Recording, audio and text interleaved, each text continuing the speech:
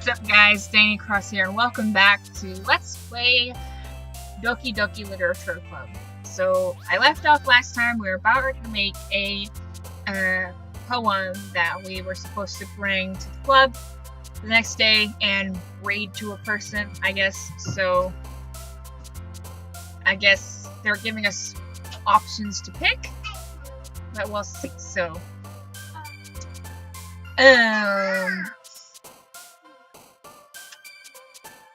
let's make it super depressing. So, depression.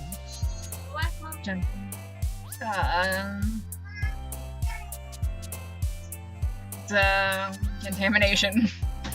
The grief.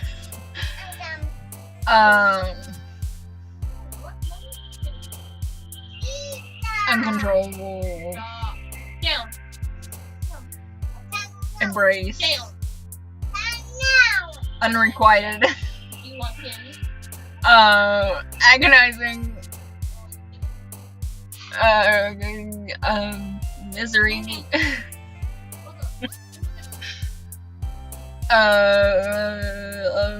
Pout. Disaster. Despise. Of wrath. Desire. Anxiety. Misfortune.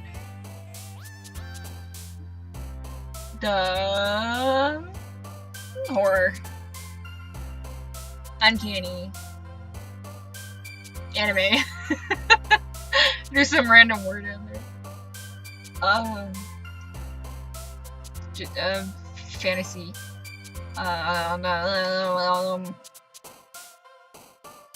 Passion. That's a weird poem. That probably didn't make any sense whatsoever. Hi, Danny. Glad to see you didn't run away on us. Haha. Nah, don't worry. This might be a little strange for me, but at least I keep my word. Well, I'm back at the literature club. I was the last to come in, so everyone else is already hanging out. Thanks for keeping your promise, Danny. I hope this isn't too overwhelming of a commitment for you. Making you dive headfirst into literature when you're not accustomed to it. Oh, come on, like he deserves any slack. No. Sayori told me you didn't even want to join any clubs this year. And last year, too. No. I don't know if you plan to just come here and hang out or what, but if you don't take us seriously, then you won't see the end of it. Natsuki, you certainly have a big mouth for someone who keeps her manga collection in the club room.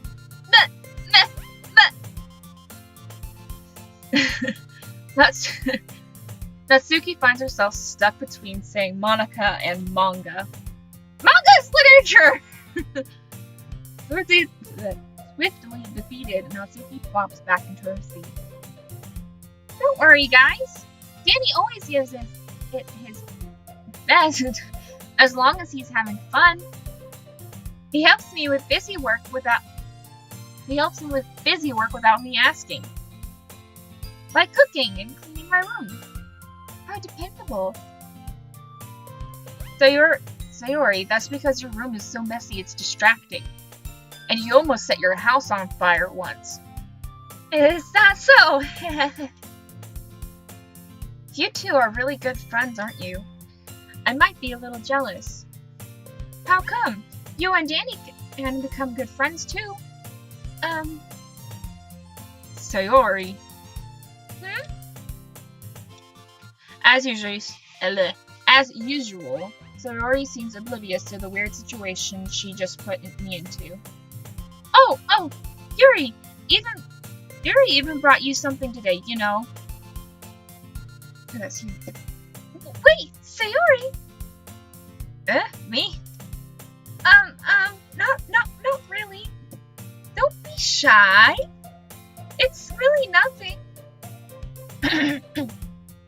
What is it? Never mind. Sayori made it sound like a big deal when it's really not. What do I do? I'm sorry, Yuri. I wasn't thinking. I guess that means it's up to me to rescue this situation. Hey, don't worry about it. First of all, I wasn't expecting anything in the first place. So any nice gesture from you is a pleasant surprise. It'll make me happy no matter what. Is that so? Daddy, shut the door. Thank you. Is that so? Yeah, I won't make it a big deal if you don't want it to be. Alright, well, here. Yuri reaches into her bag and pulls out a book. I didn't want you to feel left out, so I picked out a book I bet you might enjoy. It's a short read, so it should keep your attention even if you don't usually read. And we could, discuss it if you wanted. How is this girl accidentally being so cute? She even picked out a book she thinks I like, despite me not reading much. Yuri, thank you. I'll definitely read this. I enthusiastically take the book. Phew. Well, you can read it at your own pace. I look forward to hearing what you think. Now that everyone's settled in, I expected Monica to kick off some scheduled activities for the club. But that doesn't seem to be the case. So Yuri and Monica are having a cheery conversation in the corner. Yuri's face is already buried in a book.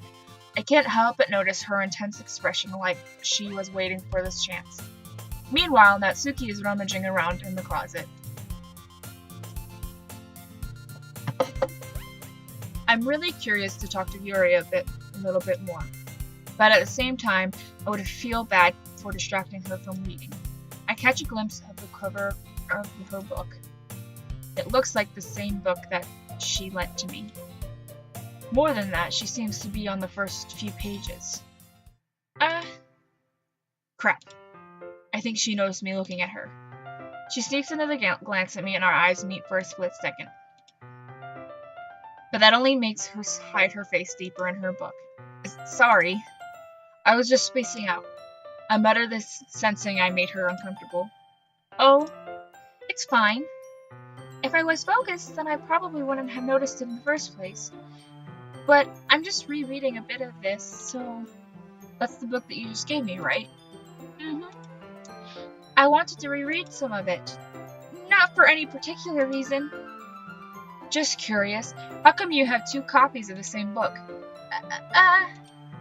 Well, when I stopped at the bookstore yesterday... that's not what I meant. I mean, I just happened to buy 2 of them. Ah, I see. There's something fairly obvious here that Yuri isn't telling me, but I decided to let it go. I'll definitely start reading it soon. I'm glad to hear. Once it starts to pick up, you might have a hard time putting it down. It's a very engaging and relatable story. Is that so? What's it about anyway? Well... Yuri closes the book and scans her eyes over the back. The book is titled Portrait of Markov. There's an ominous-looking eye symbol on the front cover. Alright, I just wanted to make sure I didn't accidentally give anything away. Basically, it's about this girl in high school who moves in with her long-lost younger sister. But as soon as she does so, her life gets really strange. She gets targeted by these people who escaped from a human experiment prison. And while her life is in danger, she needs to desperately choose who to trust. No matter what she does, she ends up destroying most of her relationships, and her life starts to fall apart. It's kind of dark, isn't it? Yuri made it sound like it was going to be a nice story, so that dark turn came from nowhere. Yuri gently giggles all of a sudden. Are you not a fan of that sort of thing, Danny? No, it's not that. I mean, I can definitely enjoy those kinds of stories, so don't worry. I hope so. Yeah, I totally forgot that Yuri is into those things. She's so shy and reclusive excuse me, on the outside, but her mind seems to be completely different. It's just that those kinds of stories, they challenge you to look at life from a strange new perspective. When horrible things happen, not just because someone wants to be evil, but because they have their own goals on their own philosophy that they believe in. When suddenly, when you thought that it was related to the protagonist, they're made out to be the naive one for letting their one-sided morals interfere with the villain's plans. I'm rambling, aren't I? Not again. I'm sorry. Hey, don't apologize. I haven't lost interest or anything. Well, I guess that's alright then. But I feel like I should let you know that I have this problem. When I let things like books and writing fill my thoughts, I kind of forget to pay attention to other people. So I'm sorry if I end up saying something strange. And please stop me if I start talking too much. I really don't think you need to worry. That just means more you're passionate about reading. The least I can do is listen. It's a literature club after all. Uh, that's true. In fact, I might as well get started reading it. Reading it, right? You don't have to. What are you saying? Just a moment ago you said you were looking forward to it. Let me just get the book. I quickly retrieved the book that I had put into my bag. Alright, it's fine if I sit here, right? I slip into the seat next to Yuri's. Yeah. Are you sure? You seem a little apprehensive. I'm sorry. It's not that I don't want you to. It's just something I'm not very used to. That is, reading in company with someone. I see. Well, just tell me if I end up distracting you or anything. Alright. I open the book and start the prologue. I soon understand that what Yuri means about reading in company. It's as if I can feel her presence over my shoulder as I read. It's not a particularly bad thing. Maybe I look distracting, but the feeling is somewhat comforting. Yuri is in the corner of my eye. I realize that she's not actually looking at her own book. I glance over. It looks like she's reading from my book instead. Sorry, I was just... Yuri, you don't have to apologize a lot, don't you? Wait, I think I said that wrong. I do. I don't really mean to. Sorry. I mean... That was a weird laugh. Here, this should work, right? I slide my desk until it's up against Yuri's, then hold my book more between the two of them. I suppose so. Yuri timidly closes her own copy.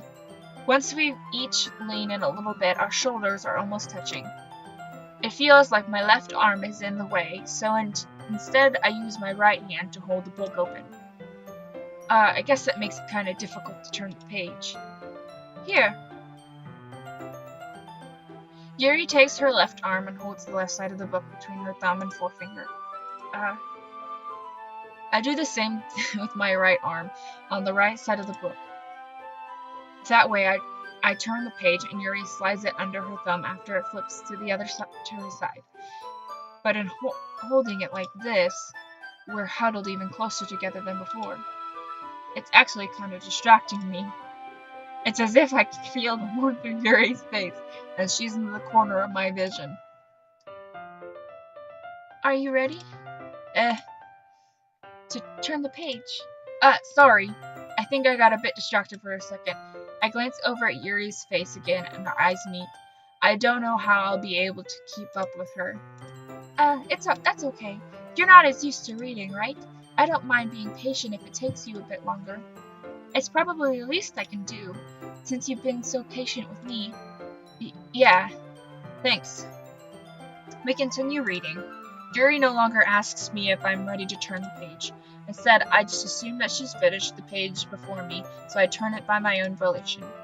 We continue the first chapter in silence. Even so, turning each page almost feels like an internet exchange. Ooh.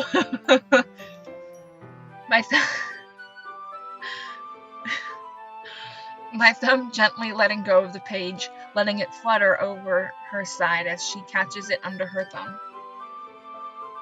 Hey, Yuri, this might be a silly thought, but the main character kind of reminds me of you a little bit. You think so? How does she? Well, I guess she's more blunt in a lot of ways, but she also second guesses all of the things that she says and does, like she's afraid she'll do something wrong. It's not like I can see into your head or anything, but they're kind of reminiscent of some of your mannerisms. I see. Yuri remains silent for a moment. But, Danny, that's probably a terrible thing to have in common with her. Oh, that's so embarrassing that you think that. Oh, wait! I didn't mean it in a bad way or anything. Sorry, I really didn't know you were self-conscious about that sort of thing. I guess I more meant that it's kind of cute. What are you saying all of a sudden? Okay, everyone. I think it's about time we share today's poems with each other. We might not have enough time if we wait too long. Yuri exhales, spared from finishing her thoughts. Is that right, Yuri? You look kind of down. I probably said that wrong again, didn't I? Oops. I'm sorry if you haven't been looking forward to this. It's not. It's fine. Yuri releases her hand from the book, causing it to close on top of my thumb. Alright, I guess I'll do some more reading tonight. Or would you prefer I only read it with you? I guess I don't have too much of a preference either way. In that case, I'll read a little more tonight. It'll be more fun to read with you after it picks up a bit, you know? That's good reasoning. In that case, feel free to finish the first 2 chapters in your own time. Alright. I stand up, I make a mental note of where I left off in the book, and then slip it back into my bag. By the way, did you remember to write a poem last night? Yeah. My relaxation ends. I can't believe I agreed to do something so embarrassing. I couldn't really find much inspiration since I've never really done this before. Well, now that everyone's ready, why don't you find someone to share with? I can't wait! Sayori and Monica enthusiastically pull out their poems. Sayori's is on a wrinkled sheet of loose leaf torn from a spiral notebook. On the other hand, Monica wrote hers in a composition notebook. I can already see Monica's pristine handwriting from where I sit. Natsuki and Yuri reluctantly comply as well, reaching into their bags. I do the same myself. Okay. Our first choice. Who should I show my poem to first?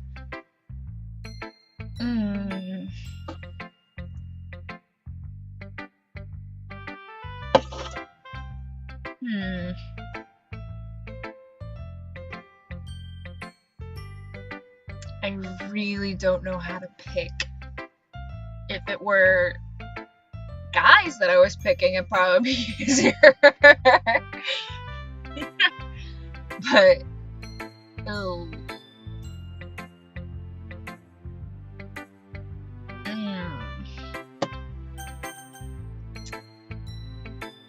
Let's go with Monica, I guess. I should start with Monica. Yesterday, she seemed eager to read my poem, and I want her to know I'm putting in an effort. Hi, Danny. Having a good time so far? Yeah. Good. Glad to hear it. By the way, since you're new and everything, if you ever have any suggestions for the club, like new activities or things we can do better, I'm always listening. Don't be afraid to bring things up, okay? Alright, I'll keep that in mind. Of course I'll be afraid to bring things up. I'm much better off just going with the flow until I'm more settled in. Anyway, want to share your poem with me? It's kind of embarrassing, but I guess I have to. Don't worry, Danny. We're all a little embarrassed today, you know? But it's a sort of barrier that we'll all learn to get past soon. Yeah, that's true. I hand Monica my poem. Great job, Danny. I was going ooh in my head while reading it. Going ooh in my head while reading it. It's really metaphorical. I don't know why I had a hard time reading that word, metaphorical. I'm not sure why, but I didn't expect you to go for something so deep. I guess I underestimated you.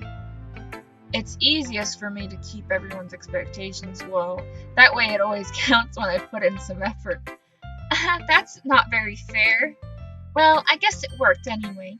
You know that Yuri likes this kind of writing, right? Ouch. I scratch on my finger. Writing that's full of imaginary and symbolism. Unlike Sayori, who likes using simple and direct words to describe happiness and sadness, Yuri likes it when readers are left to derive their own meanings out of it. It's very challenging to write like that effectively. Both allowing people to get something out of it just by feel, or letting them deeply analyze all of the nuances.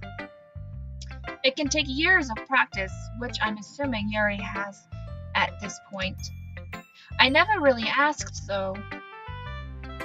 I'm sure I'm nowhere near her level yet. Don't worry so much about that. You do your own thing. Just keep exploring and learn by trying new things. I'm sure I'll end up trying different things a lot. It could take a while before I feel comfortable doing this. That's okay. I'd love to see you try new things. That's the best way to find the kind of style that suits you. Everyone else might be a little bit biased towards their own kinds of styles, but I'll always help you find what suits you the most. So don't force yourself to write the way everyone else wants you to write. It's not like you have to worry about impressing them or anything. It's so awkward trying to do her laugh. Anyway, do you want to read my poem now? Don't worry, I'm not very good. You sound pretty confident for someone who claims to not be very good. Well, that's because I have to sound confident. That doesn't mean I always feel that way, you know. I see. Well, let's read it then. Hole in wall. It couldn't have been me. See the direction the sparkle protrudes. A noisy neighbor, an angry boyfriend. I'll never know. I wasn't home. I peer inside for a clue. No, I can't see. I reel? What? Blind. Like a film. Oh, okay. I reel blind like a film left out in the sun. But it's too late. My retinas. What? Already scorched with permanent copy of the meaningless image. It's just a little hole. It wasn't too bright. It was too deep, stretching forever into everything. A hole of infinite choices. I realized that I wasn't looking in. I was looking out, and he, on the other side, was looking in. Click outside. So, what do you think? It's very freeform, if that's what you call it. Sorry, I'm not really the right person to ask for feedback. It's okay. Yeah, that kind of style has gotten pretty popular nowadays. That is, a lot of poems have been putting emphasis on the timing between words and lines. When performed out loud, it can be really powerful. What was the inspiration behind this one? Well, I'm not sure if I know how to put it. I guess you could say that I had some kind of epiphany recently. It's been influencing my poems a bit. An epiphany? Yeah, something like that. I'm kind of nervous to talk about deep stuff like that because it's kind of coming on strongly. Maybe after everyone is better friends with each other. Anyway, here's Monica's writing tip of the day. Sometimes when you're writing a poem or a story, your brain gets too fixated on a specific point. If you try so hard to make it perfect, then you'll never make any progress. Just force yourself to get something down on the paper and tidy it up later. Another way to think about it is this. If you keep your pen in the same spot for too long, you'll just get a big dark puddle of ink. So just move your hand and go with the flow. That's my advice for today. Thanks for listening. Okay, so...